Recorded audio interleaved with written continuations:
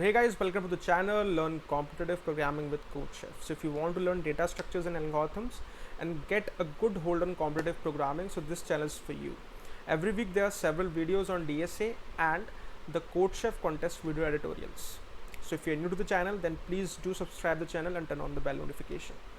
Myself Chirayu Jain, I'm a CodeChef educator, and in today's video we are going to discuss on binary heaps, right, in the playlist tree. Okay guys, now let us understand what are heaps, right? So heaps are complete binary tree in which all the nodes must be in order of heap property, right?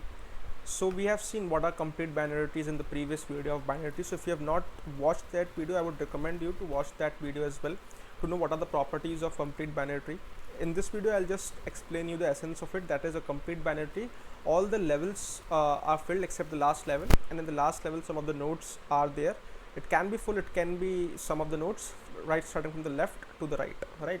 So this is what a complete binary tree is, and the combination of complete binary tree plus the heap property makes the heap data structure, right?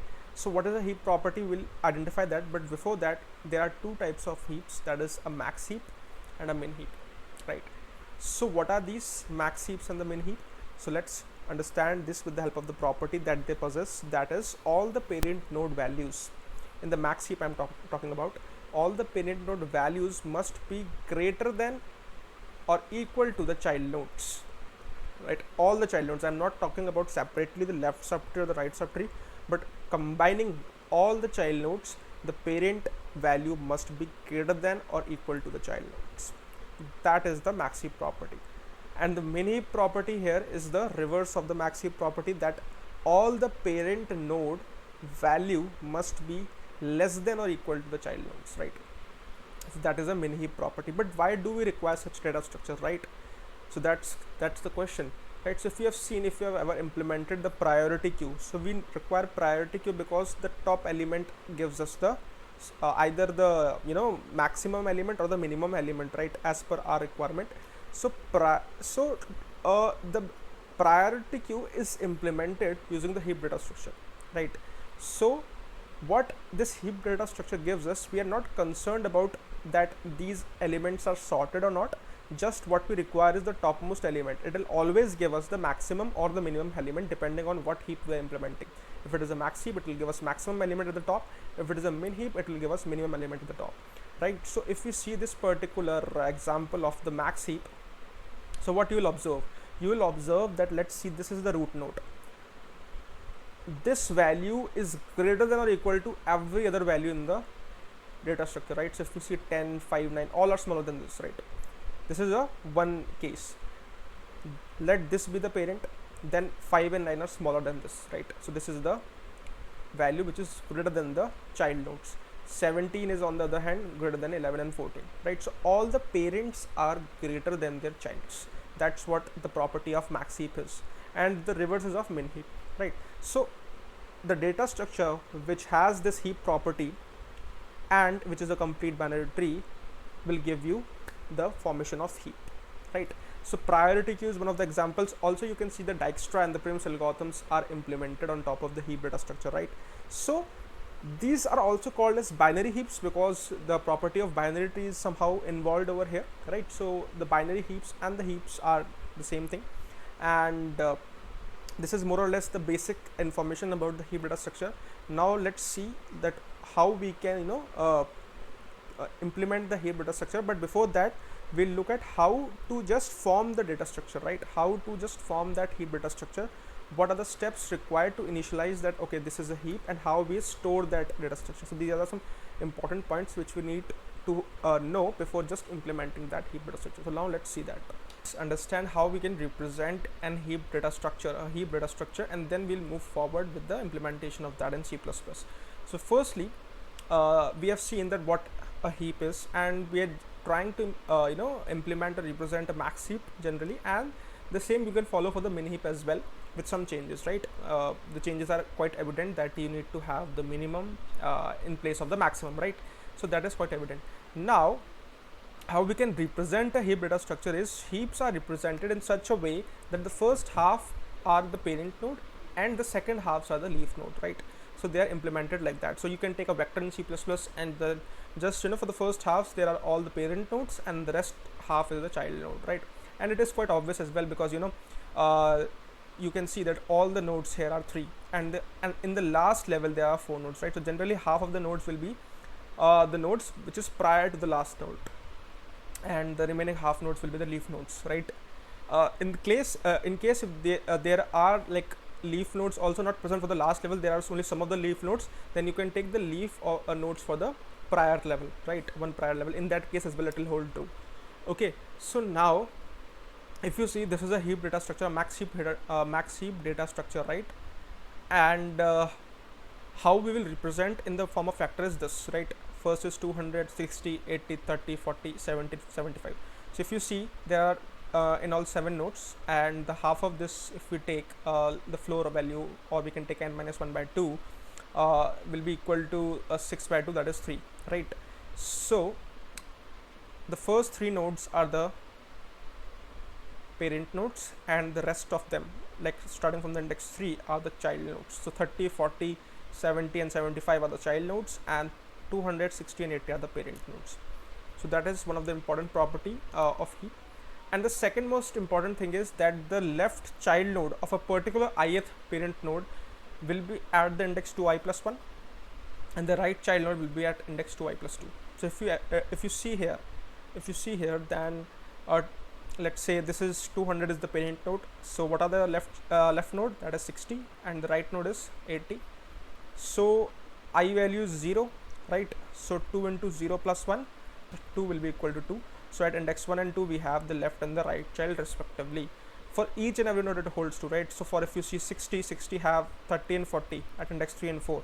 So 2 into 1 plus 2 will be equal to 4. So that is some of the important things while presentation of the heap. Now we will see how we can implement this heap data structure in C++. Okay guys, so now let us understand how we can implement this max heap, and similarly you can try for the min heap as well. There is no as such difference, but yeah, some of the things like you want a minimum at the top, so you would manage the things accordingly, right? So okay, let's start with the main function that we have, right? So we are entering some of the elements. So we have taken the same example that we have taken in the binary search tree, and we enter some of the elements in this array, right? So this is a simple thing. We are entering this elements in the array, and now we are forming a heap of that elements, right? So we initiated that to build a max heap of this whole array of length n, and then after that we are just giving the output of what the exact thing is, how we are getting the elements after this heap functionality is executed, right? So this is the functionality. So the point is to discuss this functionality only. So let's start off with this. So building a max heap, it consumes 2 things, that is array, and the second is number of elements that we have in that array. So what we're trying to do, as we have discussed in the part where we explain what heap is. So the half of the elements, right, the first half of the elements contains all the parent nodes, and the second half will contain the child nodes. That was one of the property that we have discussed for the heap. So for all the parent nodes, what I'm trying to do is I'm trying to just get this max heapify functions on that, right? So that the maximum could be at the top, and similarly that will be reverted throughout the top node, right? So what I'm trying to do, for I equals to n by 2 minus 1 till the middle node. So minus 1 is because we are using 0 based indexing right here.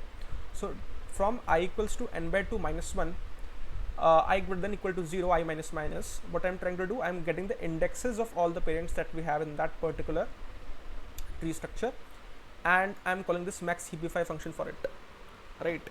So this max heapify function, we need to give arguments as array, the ith index of the parent, and the length of the whole array. So why I'm starting from the back side is not from the front side, right? I could have started from the front side. I'm starting it from the back side, right? So because the last parent will have only 2 childs, right? And we could easily manage it. We could easily see what is the largest element in that, and we could place it at that parent node, and then we can recursively call for the above nodes as well, right? So that's what we will do in this max heapify function. So let's quickly sort it out. Okay, so this max heapify function will have three things, that is array, the ith parent, and the length of the array, right? So first of all, I am marking this, I am assuming that this ith parent is the largest, right? First of all, I am initializing the largest variable with this ith. Now what will be the child nodes for this? As we have discussed in the conceptual part, that the child node, the left node will be 2i plus 1 at index 2i plus 1, and the right node will be at index 2i plus 2, right? So if the left node is less than n, that means it is not going out of bounds, right? So if the left node is less than n, the index of that node, and the value of array of I, that means the ith parent, is less than the array of L, that means the node that we are taking, the left node, that means the value of left node is greater, right? So ultimately it should be at the root position because of the heap condition that we have discussed, right? So we'll mark largest as L, right? We'll mark largest as L. Ultimately what we need to do, we need to have the maximum node at the root, at the parent level, right? Not root cannot be the exact terminology, at the parent level, right? So we are comparing all the three nodes, whoever is maximum will place it at the parent, that's all, right? So if the left node is largest, then we'll make largest as L, otherwise it will remain that with I, so we'll make largest is equal to I otherwise, right? Because one comparison more is needed with the right node. So similarly we'll do for the right node as well. If r is less than n and array of r is greater than largest value, then we'll make largest as r, right? Otherwise it would be I only. We'll not specifically write that condition else largest equals to I, because it will be I only if this condition doesn't hold true, right? So that is what we can do. So now we have got, okay, this is the largest node that we have, right, stored in the largest variable, right? So now if largest is not equal to I, that means that there is some change, either the left node or the right node is greater than the ith, that is the parent node. Then simply what we will do, we'll swap that up, we'll swap the parent with that node, and we'll again recursively call that heapify function for that largest node. We'll again call that heapify function, right? Because the remaining nodes need to be sorted out, because there is a change, right? There is a change, and for the remaining nodes, since the largest position have been moved, now this node comes here, or maybe at the left node or the right node, and the remaining nodes needs to be settled down, right? So what we will do, we'll make a recursive call on this heapify function, and we'll give the index as largest, right? So this is how heap is working, right? So if we drive on this particular case, so what output can we expect, right? What output can we expect? So if we see, this is the total length of the array, and this is the array 4 2 6 1 3 5 7, right? So let me comment it down here, 4 2 6 1 3 5 7. So what output we can expect from it, right? So these all are parent nodes, right? 4 to 6 are the parent nodes. So let's start from the 6. We'll start from the 6, right? So if we start from the 6, then it will have its child nodes will be 5 and 7, 2i plus 1, 2i plus 2, right? Child node will be 5 and 7. So since 7 is greater than 6, right? So it will swap up. So now the array should look like this: 7, 1, 3, 5 and 6, right? So now the array should look like this. And again on this particular node, now the heapify function will be called, but there are no child nodes, so there is no change at all, right? Okay, so after this 7 is managed, now we'll call this function at 2, because for each and every node till the 0 we'll call that function, right? So we'll call that function on 2, and now what will happen, it will take the child nodes, which is as 2i plus 1, 2i plus 2, 1 and 3.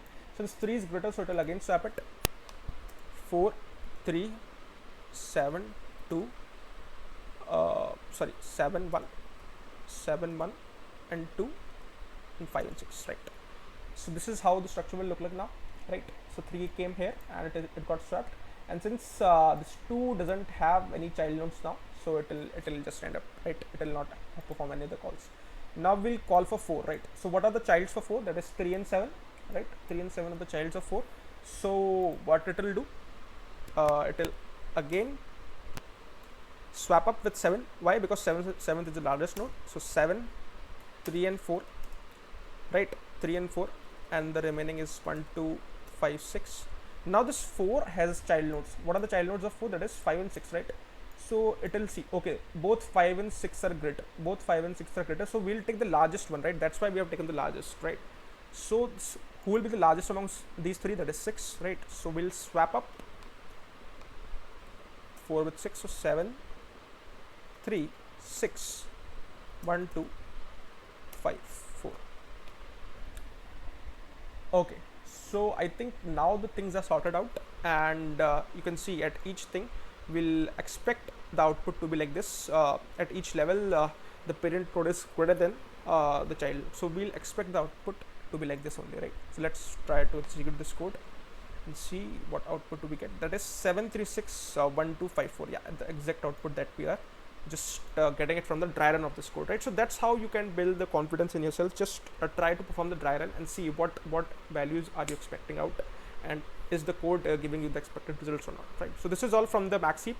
Just try to implement the min heap by your own and see how you can progress with that. If any problem, just write it on the comment section below. I also want you to write your min heap code in the comment section below, and let's have some conversations regarding that as well, right? So that's all from this video.